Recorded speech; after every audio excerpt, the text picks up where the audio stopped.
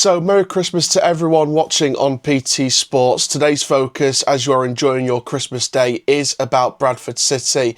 Before we get started talking about everything surrounding the club at the moment, heading into the January transfer window, and also around the next half of this season, we do want to take this opportunity to pay tribute to someone who is known as Mr. Bradford City, Allan Gilliver, who sadly passed away over this week. Our thoughts and prayers go out to his friends and his family.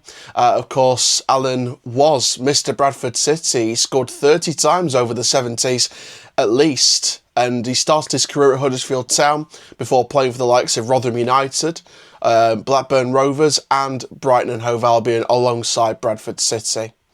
Now, of course, Bradford will look to do him proud as they host Wigan Athletic on Boxing Day.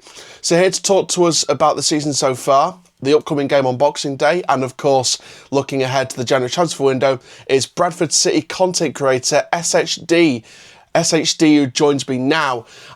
Welcome to PT Sports. Hope you're doing well, first of all. Hope you're having a wonderful Christmas this year. Let's get started straight away, really. Bradford, they've won a couple of games in these last few. You're sitting in third place, it stands, heading into Boxing Day.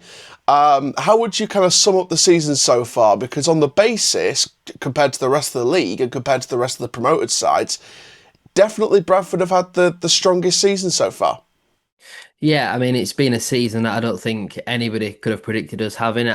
At the start of the campaign would have snapped your hand off for fifth bottom, but it's been an unbelievable start to the season. I think we've got an incredible manager in Graham Alexander. You know, the things that he's been able to achieve with this squad. There's no real standouts on paper. Obviously, we've got a few match winners, but I think we recruited absolutely excellently in the summer. Pretty much every player that we signed has turned out to be a hit so far. Obviously, we had recently been on a little bit of a wobble, but I know we lost the most recent match against Lawrence, but prior to that, we'd obviously kept 4 clean sheets on the bounce. You know, it seems like we're picking things up again. Letting Lawrence score a lot of goals on another day, we could have easily won that game. We just weren't quite good enough in both boxes. Injuries have certainly affected us, though, so far this campaign. And I think at the start of the season, our squad depth looked really good. It looked like pretty much every position we had 2 players who could be starting. But recently, I think we've started to see a few cracks in maybe them sort of fringe players. I think January is going to come at a good time for Bradford City, but third in the table, I would have probably snapped your hand off for that, absolutely, if you'd have offered me that at the start of the campaign to be there going into Christmas. But I think there's no reason why, if we don't have a strong January transfer window, why we can't stay in and around that top 6 come the end of the season. And that's kind of what I wanted to ask you next, really. It was like, what's the actual chances of Championship football next season? Because, you know, you're up there with Cardiff City, who I believe will be the favourites for the title. You've got the likes of Stevenage in and amongst that mix still. You've got Lincoln City in amongst that mix. They've been having a good season. How likely is a second place finish for Bradford City, depending on the window you have in January? Well, January is absolutely massive. We need to bring in a striker who knows where the back of the net is. Unfortunately, Will Swan started out the season brilliantly, but hasn't scored since obviously we played against Doncaster back in September. Stephen Humphreys, while recently has improved in that role, I think obviously only 3 league goals so far this campaign. Callum Kavanagh yet to get off the mark in the league, and the same can be said about Andy Cook. So I do think we need to bring in a striker. We certainly need some more attacking midfield depth. When Sarsvik and Poynton aren't playing, then there's just not really enough goals in those positions. I think we certainly need a couple of centre-backs as well, because we've seen when our main 3 or 4 centre-backs, when any of them aren't available, when we're having to play some more of the fringe ones, that there's clearly mistakes and it's cost us goals at times, unfortunately. Obviously, we are overperforming as of right now, and it depends really from a Stefan Rupp point of view how desperate he is for Championship football, how much money that he puts in January. But there's certainly a possibility. We've got some really good players in this squad. We've got a really good manager, obviously fantastic support base. So there's no reason why we can't go on and try and challenge and really go for it in the second half of the campaign. It's obviously going to be a tough battle. You know, I think in the second half of the campaign is where you'll see teams like Bolton and Stockport really click into gear and go on a very good run form. So we're going to have to be at our best to be that. But if you want to be the best, then you got to beat the best. So hopefully, but I wouldn't say it's a necessity given that it's our first year back in League One. Absolutely. And, you know, we touched on the general window there. You said that Bradford City do need a proven goal-scoring striker. Are there any other positions that you feel like Bradford could invest in terms of any other potential positions that you may need extra strength and depth in, just to kind of firmly finalise that squad heading into the business end of the season in a few months? I think we're certainly going to need to get some more outs before we bring in ins. I think wing back is a position that we're pretty strong in. I think the goalkeeper department we're pretty strong, but I think pretty much every position in football, you can always look to improve, but in January it can be quite hard to do that. Obviously, if you're looking to buy players, then you're probably going to have to overpay for them. So I think there will be a lot of loan deals done by Bradford City. We've only currently got one player in on loan, and he's only started three league games for us so far this campaign. So I think we're certainly going to be looking at loans from maybe some of the fringe players that are not playing in the championship. I can't see us going out and buying many players, but like I said, I think we're certainly going to need some outs before we get any more ins. And obviously, you're competing with a lot of great teams this season, and obviously, January will be a very important window for Bradford. Let's just touch on, one thing that kind of felt to me a couple of seasons ago, as I was being told by a lot of Bradford fans in past games a couple of seasons back, that the ownership needed to improve, there needed to be more investment. When we look back on a couple of seasons ago where we saw those protests about the ownership outside of the stadium in one particular match, how has the ownership evolved from that point, from where those protests were, to now, to where you are at the minute?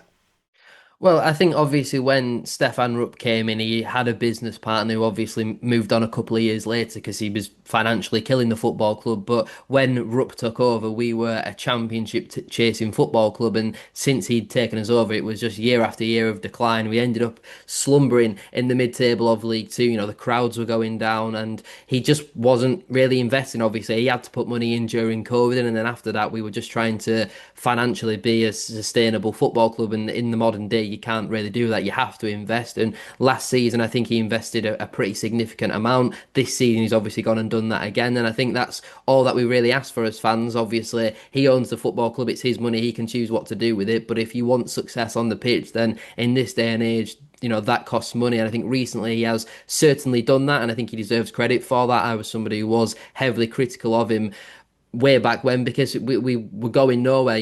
Being mid-table in League Two is not where Bradford City should be, and that was because the budget wasn't really there. We were signing average players, and when you do that, you need an absolute miracle to get promoted. And thankfully, last season we got that. We signed some proven League Two quality, and that got us out of the division. We've now signed some very good League One players, and hopefully he can get us out of the division again this year.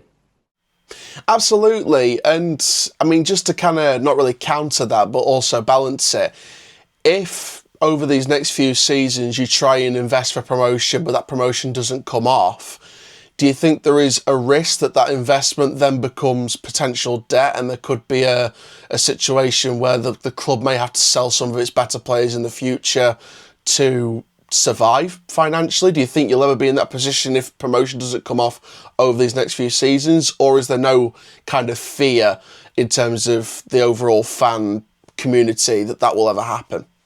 No, I think we're in pretty safe hands. I think the likes of Ryan Sparks and David Sharp, they know what they're doing. I think obviously in Sparks' early years at the football club, he was learning the role, but I think we'd never be in a position where we'd massively overspend. It's not like Rupp's investing 5-10 million every year. No, we're looking at, I think he invested and lost 1 million last year. It might be 2 million this year. Like these are obviously it's big money to the average person, but in terms of football finances, that's pretty average really for League One football. And I'm not too concerned about that, in all honesty. And it's not like we've massively splashed the cash. We've signed some good League One players for what we wanted to do this season. We've seen some of the other clubs who were promoted last campaign who didn't necessarily bring in League One players, who are obviously now in the relegation zone and struggling at the moment. So I think unfortunately in football money makes the world go around, and it's obviously very important, but I don't think in the next couple of years we'll be in any sort of position where we're going to have to start selling all of our key assets, which we've got a fair few of, but I don't think we'll need to do that to survive as a club, no, because we've obviously got the big crowds and all that sort of stuff as well.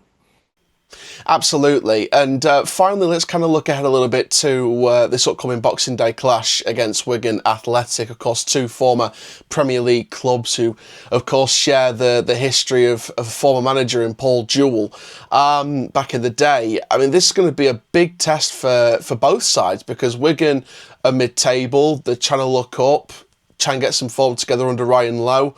Bradford City want to get another win on the board, try and get closer and closer to closing down second place. How important will this be? Do you think it's a tough test on paper, despite the two league positions being quite vastly apart between the two sides?